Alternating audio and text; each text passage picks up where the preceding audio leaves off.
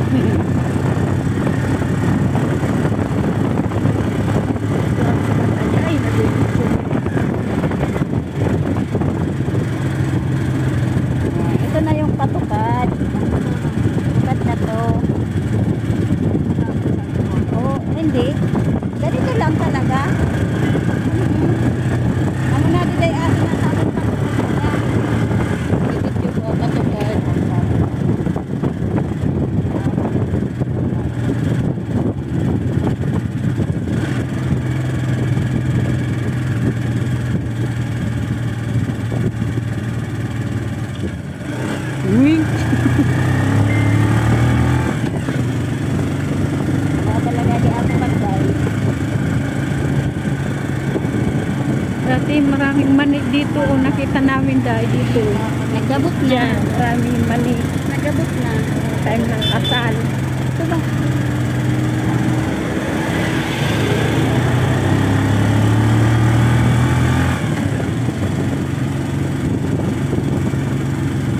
Ulan tayo. Tingnan mo yung bundok.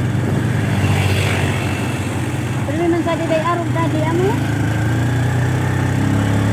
Kaya nga ni tinurin sa mo yung kadi ka ano presko. Kaya di sa ko pwede ikin. Dito presko o madami. Amo daan ako na ito.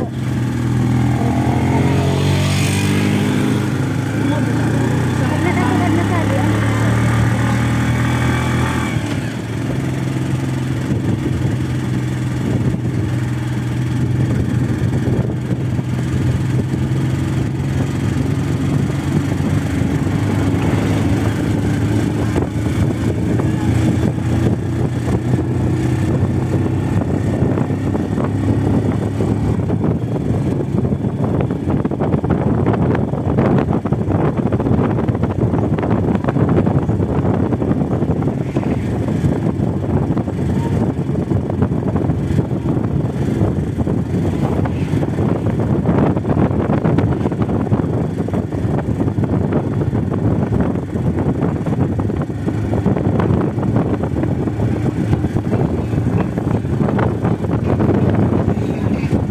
Doon sa may puno ng balay na.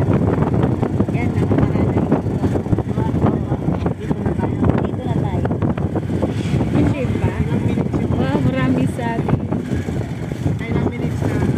Hindi ba na Hindi ko makita ko bagayan. Wala yung salaming. Oh, si Mother nakasama na video. Oh, baba. Ako talaga mauuna. Alat. Oh, pwede. Lahat na naman dito baba pa.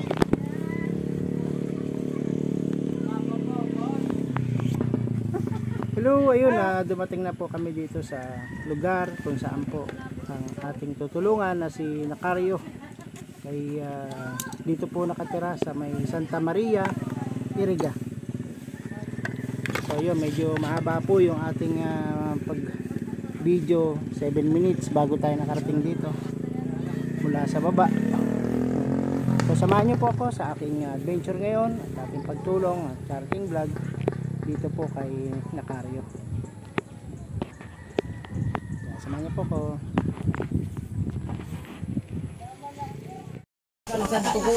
Pwede po kayong matanong ng konting Basta kaya kong madali sagutin. lang. Dito po pinuntahan namin itong bahay nyo. Nandito po yung inyong manugang na may cancer, may buko dito. Nagsugat na nga eh. Ito, nakita ko po. Ano pong masasabi nyo dun sa manugang nyo na ngayon ay nararatan? Ako, ang masasabi ko dyan, kung may ano pa siyang mabuhay, siyempre gusto namin mabuhay siya. Kaya lang kung hindi naman siya lumaban, siyempre wala nang aabutan siya, mamamatay. Oo nga po. Pero kinakailangan namin ang tulong. Kung nga po kasi, di ba, maganda sana kung ma-opera ano. Kaso mo, sabi po ng doktor, hindi na raw po yan na-opera. Yung buko niya ay pumutok na. Kumbaga kalat na yung cancer cell. So nakakaawa nga po. So prayer na lang po. Yung divine healing, yung aming hinihingi sa mga manonood, ipagdasal po natin na magkaroon ng milagro, biglang hipuin po ng Panginoon Diyos yung kanyang karamdaman, kagaya po ng nasa Biblia na mayroon pong nagsalita doon na isang babae na mayroon pong malubhang sakit na sabi, mahipo ko lang ang yung laylayan ng damit na Panginoong Hesus ay gagaling ako. Yun po nangyari. Nung nahipo niya po ay biglang gumaling. Totoo po. Sana po nga po kung makakuha tayo ng anointed oil, yung langis na gagamot sa kanya, yung pong anointed oil na po yun ay galing ng Jerusalem. Yung po ay ginagamit ni Sir Ruel Lipat pag po may mga sakit na lumalapit sa kanya, Yung po ay dadasalan, yung anointed oil na galing po kay Jesus Christ ay talagang gumagaling. Sana po magkaroon po ng milagro na magkaroon tayo dito ng anointed oil para kay Nakario. Dito po talaga nakatira si Nakario sa inyong bahay o may sarili silang bahay? May bahay din sila, kaya lang dito sa aking tuloy kasi walang kasama, walang katulad. Ano kung nag-aalis siya, kaya sabi ko dito na lang muna Mga sa tumuloy. Saan po talagang bahay nila? doon sa unahan. Malayo pa. Hindi naman ako makapunta-punta doon kasi ito mga bata. Alagaan nyo rin. Marami po kayong responsibilidad, ano? Pupunta ako doon, hindi naman madaling makapaglakad, ay mahina naman akong lumakad. Siyempre, makapunta ako doon minsan. Po, salamat nanay kasi nga po kayo po yung may-ari ng bahay, kayo po ay may mabuting kalooban, pinatuloy niyo po kami ni Jessa na payagan na kami po yung makapag-video at maibahagi sa ating mga manonood ang kwento ng buhay ni Nakario. Maraming salamat po mula po dito sa Santa Maria, Iriga. Ito po si Dong Tigidong. Patuloy lang po yung pagtulong namin. Nandiyan kayo na nanonood sa amin. Maraming salamat. Ayos pa naman ang sakit.